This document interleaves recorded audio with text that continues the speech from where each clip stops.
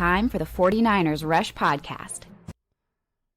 Welcome back to the Roster Countdown Series, first edition of the 2024 Roster Countdown Series, where we start at 90 and go all the way to 1. And the whole issue is, what is the most importance to this season alone? This has nothing to do with long-term. This is contracts, all that stuff. We'll dive into that. But who has the most importance to the 49ers 2024 season? I have to give credit to Josh, Zach, and Dave, our executive producers of this series. They helped us out so much. And we're starting at 91. Why is there 91? Well, the 49ers have a player pathway program exemption, so they get one extra player. He didn't come in at 91. Chris Hubbard, one of the most recent additions, offensive lineman, vet. And kind of, again, I want to give you guys just a peek behind the way in which we do this whole series. We rank, each one of us submits 1 through 91, who we all think is the most important to this season. That's kind of where we start at, right? And we average out all those numbers. That gives us the kind of compiled number for each player. And then we just start writing up draft profiles or, player profiles, what they've done, what they haven't done, and share it with it. Now, Chris Hubbard came in and got signed right after we finished our list. So whenever a new player comes in, which there's going to be turnover, and we will cover a player that will be released, you got to cut down to 53, we'll plug them in appropriately. But starting with the vet like Chris Hubbard, interesting player, 11-year vet. Now, he comes at 91, probably be a little higher on the list, but we finished our rankings, and we didn't want to go back and redo it. It just didn't make too much sense. So as we dive into Chris Hubbard, understand, we have him number 91. Very realistic possibility that he makes this roster. I think he probably would have came in the 70s if we redid those numbers. But an offensive lineman that has played well above his pay grade, undrafted free agent, 11 years in the NFL. But as you start to talk about Chris Hubbard, and you go through, okay, 6'4", 295, he's light. He's on the smaller end. His arm length, not even 31-inch arms, 30 3/4. The minimum, whenever you do these draft profiles, 34 inches. This dude has 3-inch shorter arms than the average left tackle. One of the shortest arms for a starting NFL left tackle currently is Colton McKivitz for the 49ers with 33-inch arms. So he's even less than that. He's 33 years old, Chris Hubbard. He ran a 4.95. Athleticism still on point, even looking at his film last year. Movement is not an issue. The power has kind of stepped back a little bit, but he is quick. 1.68 in the 10-yard split. That's great. 7.53 cone. That's great. 21 bench press reps. That's solid. Not too great, but he was an undrafted free agent. The University of Alabama, Birmingham, the Blazers is where he's from. And, man, his NFL journey has been incredible. For an undrafted free agent, this dude has completely maxed out his potential, and it's incredible. He was with the Pittsburgh Steelers as an undrafted free agent from 2013 to 2017. Then he went to the Browns, where he got paid 2018 to 2022. He was with the Titans last year, and the 49ers just signed him to a 1-year, $1.375 million deal. So $1.3 million. Going into his 11th season. Now, let's jump back. We're just kind of painting the picture of what he's accomplished, but let's go back. Grew up in Columbus, Georgia, George Washington Carver High School.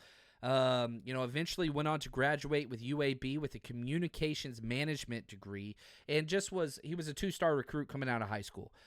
Never really caught the attention of scouts, went undrafted. That's just kind of what he was. But he's always been a better player than potential or prospect. And the NFL gets stuck in this rut where, what's the ceiling? Well, I tell you, this dude's played in 90 career NFL games. He's a football player that belongs in the NFL, but is he ever going to be a Pro Bowler? Are you ever going to plan for your future to have him as your right tackle, left tackle? And he's played every position. He's got starts at center, left guard, right tackle, left tackle. But at his 33-year-old season, he's probably just going to play right tackle, swing tackle for us, for the 49ers if he does make this roster, and we'll detail that in a little bit. But you go back to what he was able to accomplish. He was a Conference USA all-freshman player back in 2019. Then, before he left UAB, he was an all-conference USA selection his senior year. So, started hot, stayed hot, finally got there.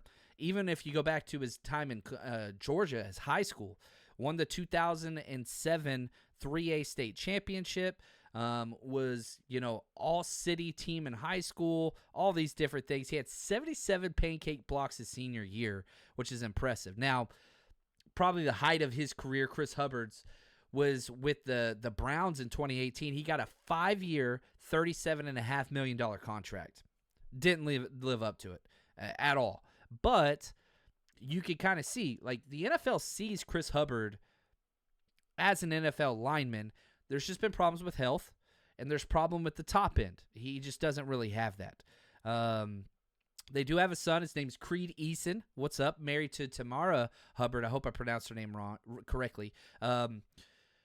Now, he started 9 games with the Titans last season. He had a 69 PFF grade before he had a bicep tear. Now, let's dive into some of his injury history. And again, it's not a draft pick. This is not somebody you're planning your future around. This is a 1-year depth play as a swing tackle, right? Battled knee and foot injuries in 2019 and missed 5 games. Missed 4 games in 2021 with a triceps injury. Last year was playing really well for the Titans. Their starting right tackle for the first 9 games, and then he had a biceps injury. Missed the rest of 2023. So he's got a tricep and bicep injury. He's 33, coming off a lot of different issues. And if you look at Chris Hubbard, he's only got 5 seasons where he's played 50 or more percent snaps. That's it. 5 out of 11. Now, as an undrafted free agent, it took a while for him to establish himself and get his opportunity. But this guy, Chris Hubbard, alligator blood, man, he hangs around. And if he can overcome the injury, stay healthy, and if his opportunity presents itself, I'm telling you, him and Jalen Moore are going to be battling like crazy for that backup swing tackle position behind Colton McKivitz and Trent Williams.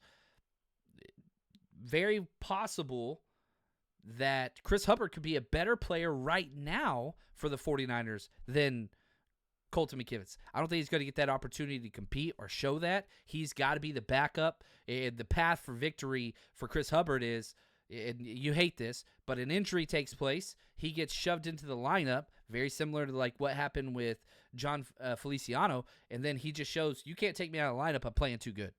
That's kind of what it is. Now, one of the highlights, only 14 career penalties. You know how crazy that is? He is a clean player. And whenever I was doing my film, just watching some of his tape, best thing about him, consistency. He's an 11-year vet. And a lot of that, too, is I've been watching nothing but rookie tape with the draft book and then, all these different 205 prospects we graded. But yeah, so if you're watching rookie going into rookie year, these college prospects to an 11-year vet, it should be better tape. And it was. It consistently incredible. Movement skills, A+. Biggest issue is anchor. That's what happens whenever you target all these smaller offensive linemen. He's 295. You look at his grades just analytically at a 69 overall grade. Nice.